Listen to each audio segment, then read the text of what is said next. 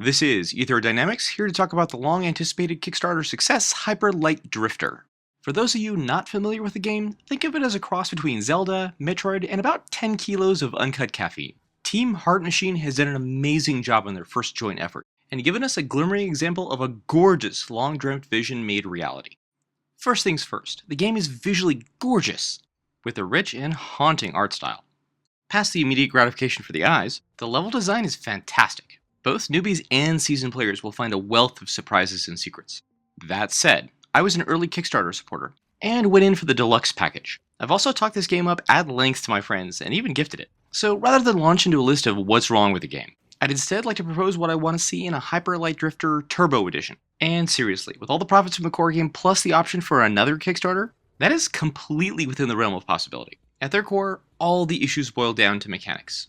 First and foremost, when I got my hands on the beta, I was elated by the liquid, smooth feel of combat. Unfortunately, the full game instead took us several steps backward. Rather than offering even more speed and abilities, the game forces you to grind to earn back your moveset from the beta.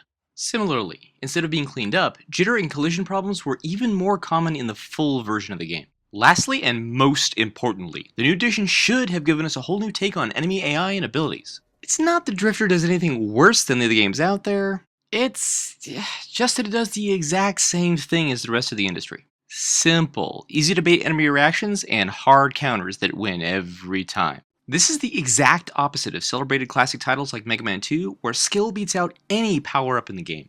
The same goes the other way. Nothing is more frustrating than when a frame jitter or random lucky hit traps the player in an inescapable stun lock, which undoes all the poison grace of a hard-fought battle. And even when boss battles don't glitch, the game crushes any free form of experimentation brutally and relentlessly.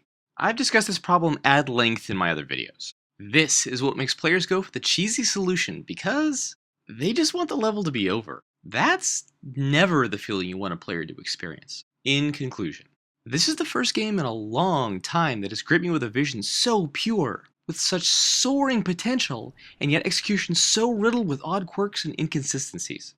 The bottom line for me is this: Heart Machine, you guys can do this. You've shown us some amazing results on just your first run. Take a well-deserved vacation. Celebrate your success. But if you truly believe in this thing, keep going. I really hope you do.